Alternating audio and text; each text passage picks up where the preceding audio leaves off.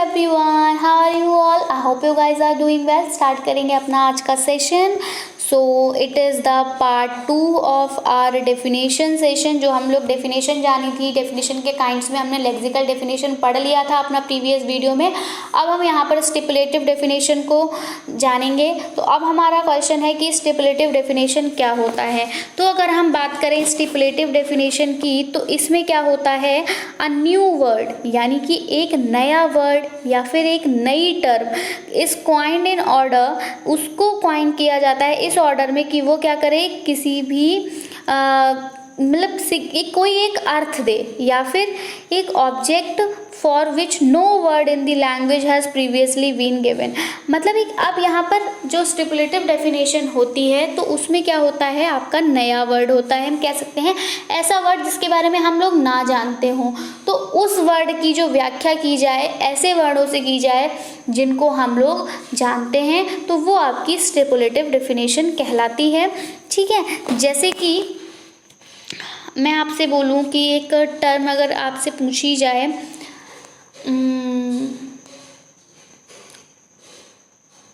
मैं आपसे पूछ लूँ व्हाट इज एस्किमोस. ठीक है, किसी क्लास 5th के स्टूडेंट से पूछ लिया जाए व्हाट इज एस्किमोस, तो उसके लिए ये वर्ड जो है वो बिल्कुल नया है.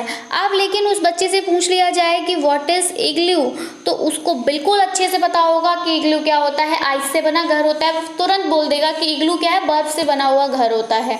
तो वही अब मैं उसको बता दूं कि एस्किमोस को वो नहीं जानता है, लेकिन हाँ इस इग्लू को वो जानता है. और उससे बोला गया कि इसी इग्लू में जो रहने वाले लोग होते हैं उन्हें एस्किमोस कहा जाता है. तो अब वो समझ जाएगा. अब उससे कहा जाए व्हाट इज एस्किमोस, तो उसके लिए ये नोन रहेगा. ठीक है, तो वही है. तो ये स्टिपुलेटिव डेफिनेशन जो है वो आपकी इसी तरह की होती है. ठीक है, नेक्स्ट जो हमारा है that is it is not use to explain the existing definition. यानी कि जो पहले से डेफिनेशन एग्जिस्ट कर रही थी उसको समझाने के लिए इसका इस्तेमाल नहीं किया जाता. ये नई चीज़ ही हमें बताता है. It is arbitrary in nature. ये कैसा होता है, नेचर में आर्बिट्रेट होता है. नेक्स्ट इसके एग्जाम्पल में देख लीजिए, जैसे सेल्फी वर्ड हो गया. तो अब ये जो सेल्फी वर्ड है ये इन्वेंट हुआ किसी एक पर्सन को पॉइंट करने के लिए जिसको कि पिक्चर्स लेना पसंद है अपनी खुद की. तो ये जो हमने बोला ना कि पिक्चर्स लीजिए, सेल्फी लेना है हमें सेल्फी, तो ये सेल्फी वर्ड तो उस इंसान के लिए यूज़ हुआ था जिसे कि अपनी पिक्चर्स लेना पसंद है. लेकिन अब क्या हुआ, हमने उसको क्या अलग मतलब अब इंसान जिसको फ़ोटो लेना पसंद है, अपनी पिक्चर लेना पसंद है, उस इंसान को सेल्फी कहा गया और हमने क्या कहा, उस पिक्चर को ही सेल्फी बोलना स्टार्ट कर दिया. तो यही हमारी क्या है, लेक्सिकल डेफिनेशन है. आगे बढ़ेंगे, देखेंगे सेशन का next question, next part that is प्रिसाइजिंग definition. याद रखते चलिए, पहली लेक्सिकल है, दूसरी स्टिपुलेटिव है, थर्ड आपकी प्रिसाइजिंग है. प्रिसाइजिंग डेफिनेशन की अगर हम बात करें तो in this precise definition are assign to a term. इस प्रिसाइज में डेफिनेशन जो है वो असाइन की जाती है किसी भी एक टर्म की. ठीक है, बिकॉज आर फ्यूचर एक्शंस, क्योंकि हमारे जो फ्यूचर में हम जो भी कार्य करते हैं वो हमारे बेस्ड होते हैं उसी टर्म की नॉलेज पे. ठीक है, जैसे कि आपसे हम बोलें definition assign to a term. Definition एक टर्म को असाइन की जाती है ताकि हम अपने फ्यूचर में क्या करें, उसी नॉलेज पे बेस क्या कर सकें, उस टर्म को समझ सकें. जैसे कि आपको बचपन में ही बता दिया गया कि नाउन क्या है, तो नाउन आप बचपन से जान गए कि अ पर्सन, प्लेस और अ थिंग, या फिर हम कह सकते हैं state of mind is called noun. लेकिन अब आप जब बड़े हुए तो आपको बताया गया सब्जेक्ट और प्रेडिकेट. अब इस सब्जेक्ट और प्रेडिकेट को जानने के लिए आपको किसकी हेल्प लेनी पड़ी, नाउन को. कि सब्जेक्ट हम एक तरह से बोल सकते हैं कि सब्जेक्ट क्या है, नाउन होता है. जिसके बारे में बात की जाए वो आपका सब्जेक्ट कहलाता है. तो यहाँ हम ज़्यादातर किसके बारे में बात करेंगे, किसी प्लेस के बारे में बात करेंगे, किसी थिंग के बारे में बात करेंगे, किसी पर्सन के बारे में बात करेंगे, किसी स्टेट ऑफ माइंड के बारे में. खुशी है, ईमानदारी है कि honesty is the best policy. ईमानदारी क्या है, एक अच्छी नीति है. तो ये हमारे क्या है, इसमें हमारा सब्जेक्ट क्या है जिसके बारे में बात की जा रही है. तो इस नाउन के थ्रू हमें क्या बताया गया, सब्जेक्ट बताया गया. ठीक है। It is aimed to clarify a vague और एम्बिगियस टर्म। इसका जो उद्देश्य होता है वो क्या होता है कि वो एक वेग और एम्बिगियस टर्म के बीच के जो डिफरेंस को क्या है क्लैरिफाई कर सकें। जैसे कि एग्जांपल अब यहाँ पे देखेंगे हम कि लीगल और medical studies use the precise definition to remove any ambiguity regarding it. मतलब अब क्या है, लीगल और मेडिकल स्टडीज़ जो होती हैं ये क्या करती हैं, प्रिसाइज डेफिनेशन का ही इस्तेमाल करती हैं उनके रिगार्डिंग जो भी एम्बिग्यूटी है उसको ख़त्म करने के लिए। आगे बढ़ेंगे और देखेंगे next definition, that is theoretical definition. Theoretical definition की अगर हम बात करें तो ये जो डेफिनेशन होती है ये क्या करती है, ये डिफाइन करने की कोशिश करती है सही नेचर, ट्रू नेचर ऑब्जेक्ट का, ठीक है, as opposed to the way word is used by a community of users. और ये क्या करते हैं, जब ये किस डेफिनेशन मतलब किसी भी एक वर्ड को जब ये डिफाइन कर रहे होते हैं उसके ट्रू नेचर के अकॉर्डिंग ऑब्जेक्ट के, तो उससे क्या हो रहा है कि जो यूज़र्स की कम्युनिटी होती है जिस वर्ड का वो इस्तेमाल करती है उसका क्या होता है, यहाँ पर ऑपोजिशन दिखाया जाता है। ये डेफिनेशन जो होती है वो क्या करती है, बेसिकली क्वेश्चन का आंसर करती है, जैसे कि what really is the object that is being talked about, ठीक है। जैसे अब आप यहाँ पर भी देख सकते हैं कि एग्जाम्पल में आएगा कि फिलोसफर्स जो हैं वो इंटरेस्टेड रहते हैं थ्योरेटिकल डेफिनेशंस में, like what is really the nature of human person, है ना, नॉलेज, एग्जिस्टेंस, बीइंग, ब्यूटी। तो ये आपकी इस तरह की क्या डेफिनेशन को हम क्या कहते हैं, प्रिसाइजिंग डेफिनेशन कहते हैं। नेक्स्ट जो है हमारा that is persuasive definition. Persuasive definition की अगर हम बात करें तो परसुएसिव डेफिनेशन जो है वो मेनली आपका इन्फ्लुएंस एटीट्यूड इसका उद्देश्य रहता है कि किसी के एटीट्यूड को क्या किया जाए, प्रभावित करना। जैसे कि this is use mainly in debate. इस टाइप की डेफिनेशंस का इस्तेमाल हम लोग किस में करते हैं, डिबेट में करते हैं। किसी के साथ जब आप डिस्कशन कर रहे होते हो तब करते हो, क्योंकि यहाँ पर आप ऐसे वर्ड्स का इस्तेमाल करते हो जो वर्ड्स दूसरों को क्या करें, प्रभावित करें। तो हम ये कह सकते हैं कि ये डेफिनेशन जो होती है वो इस तरह की डेफिनेशन होती है जिसका उद्देश्य क्या है, दूसरों को प्रभावित करना है। और इसका इस्तेमाल हम डिबेट और आप किसी के साथ अगर बात कर रहे हो, ठीक है, तो आप जो भी व्याख्या दे रहे हो अगर उसमें वर्ड्स जो हैं वो दूसरों को प्रभावित करेंगे तभी तो कोई आपसे डिस्कशन करेगा, अदरवाइज क्यों ही करेगा, ठीक है। तो एस डिबेट में भी आप जितने अच्छे वर्ड्स का इस्तेमाल करते हो उतना ज़्यादा आपका डिबेट जो है वो स्ट्रॉन्ग रहता है। तो वही है, यहाँ पर आपका जो उद्देश्य होता है परसुएसिव डेफिनेशन में वो क्या होता है कि आप दूसरों को प्रभावित कर सकें, ऐसे वर्ड्स का आपको इस्तेमाल करना है। It incites either favorable or unfavorable responses to the objects so defined।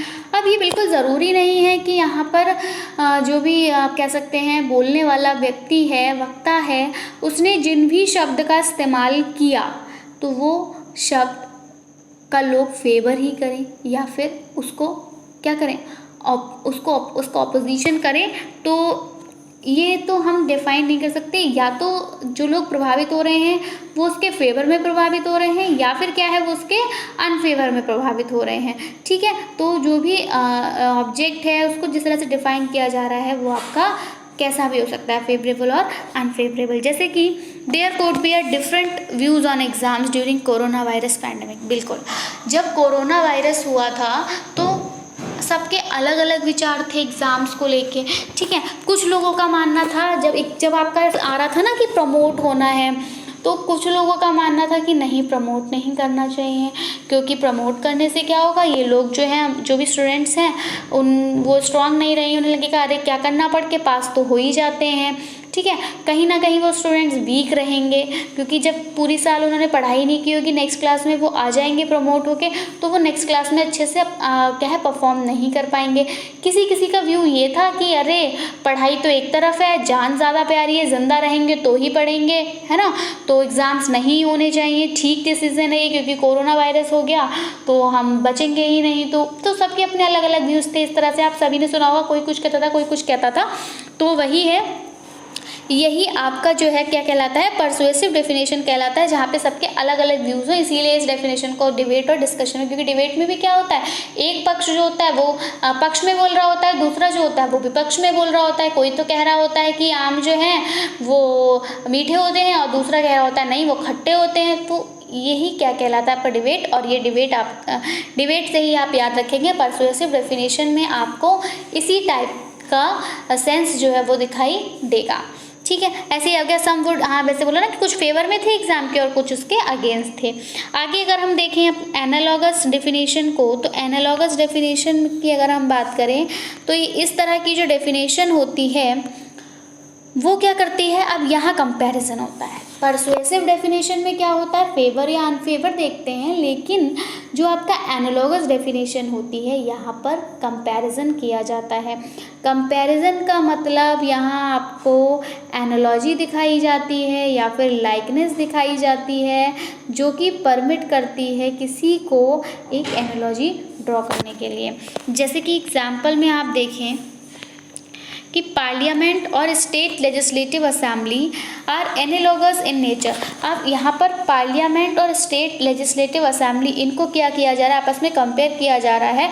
तो दोनों चीज़ें कंपेरेबल हैं, तो यहाँ बोला जा सकता है ये दोनों आपस में क्या है, एनालॉगस है नेचर में। When seen in the context of their functioning, अगर हम इनके फंक्शन को देखें, इनके कार्य को देखें, तो ये दोनों एक दूसरे से क्या है, अलग हैं। तो ये इनके बीच में क्या हो गया, कंपैरिजन। और कंपैरिजन अगर हमें किसी डेफिनेशन में दिखाई दे रहा है तो it is none other than analogous definition. Next हम बात करेंगे ऑस्टेंसिव डेफिनेशन की। ऑस्टेंसिव डेफिनेशन की अगर हम बात करें तो इसमें जो मीनिंग होता है वो आपका साइन होता है बाय पॉइंटिंग आउट एग्जाम्पल्स। मतलब यहाँ पर आप एग्जाम्पल को पॉइंट आउट करके किसी भी वर्ड का जो है वो मीनिंग देते हैं, ठीक है। जैसे कि क्योंकि क्या होता है, कभी कभी वर्ड्स जो होते हैं वो इनफ नहीं होते कि वो किसी को समझा सकें किसी भी टर्म का मीनिंग, है ना। ऐसा होता है कि कभी कभी आप शब्दों से किसी को नहीं समझा सकते, लेकिन आप क्या है, एग्जाम्पल्स देके उसको समझा सकते हो, ठीक है। जैसे कि अगर आपसे किसी कहावत का मीनिंग पूछ लिया जाए, ठीक है, मान लीजिए कहावत दी जाए कि अधजल गगरी छलकत जाए। अब आप इसको अगर डिस्क्राइब नहीं कर पा रहे हो और आप इसका एग्जाम्पल देके किसी को समझा रहे हो कि कोई कह रहा है अधजल गगरी झलकत जाए, इसका मीनिंग क्या होता है, किसी बच्चे ने पूछा, तो अब आप उसको अगर बताओगे कि जो ओछा आदमी होता है वो ज़्यादा घमंड करता है, वो नहीं समझेगा। अब आप उसको क्या बता रहे हो कि अब आप किसी का एग्जाम्पल देके बताओ, या फिर आप उसको ही समझाओ कि बेटा आप देखिए छोटे छोटे बच्चों को क्या होता है, आप लोगों ने देखा होगा, उन्हें अगर गर्ल्स हैं बॉयज़ हैं तो वो अपनी मदर को वर्क करते हुए देखती हैं, फादर को वर्क करते हुए देखते हैं, तो वो भी वैसा ही करना चाहते हैं, तो वो क्या करते हैं, उनका कॉपी करते हैं, ठीक है। देखा होगा छोटी छोटी गर्ल्स जो होती हैं वो क्या करती हैं, अपनी मम्मा की तरह कुकिंग करने का एक्टिंग करती हैं, झाड़ू लगाने की एक्टिंग करती हैं एंड ऑल। तो उनको इस तरह से अगर आप समझा रहे हो ये एग्जाम्पल्स देख के, तो ये ऐसी डेफिनेशन आपकी ऑस्टेंसिव डेफिनेशन कहलाती है कि जब आप वर्ड्स के थ्रू बच्चे को नहीं समझा सकते। वो अब छोटा बच्चा है, आपने उसे बोल दिया कि ओछा आदमी बहुत घमंड करता है, वो नहीं जानेगा ओछा आदमी क्या घमंड करता है। अब आप उसको ऐसे बताओगे कि कोई छोटा है और वो थोड़ा ज़्यादा बढ़ता है, तो ऐसे में कहा गया कि जो आधी गगरी है वो उससे पानी बाहर निकल रहा है, भरी हुई से तो नहीं निकल रहा, वो ज़्यादा उछल रही है, ठीक है। जैसे कि लेकिन ये वर्ड जो है हम यहाँ यूज़ नहीं करेंगे जो मैंने बच्चों वाला करा, क्योंकि वो इस तरह से घमंड करते हैं, इस वजह से नहीं करते, वो तो कॉपी करते हैं, इमिटेट करते हैं। नेक्स्ट है हमारा, जैसे यहाँ पर हम एग्जाम्पल, आप यहाँ पर आप जेन्युइन एग्जाम्पल देख लीजिए कि ग्रीन जो है वो कलर है ग्रास का। हाँ, अब आपको बिल्कुल आपको किसी को बताना है कि ग्रीन क्या होता है। अब आप बताओगे कि ग्रीन कलर जो है वो प्रॉस्पेरिटी के लिए यूज़ होता है एंड ऑल, वो नहीं समझेगा।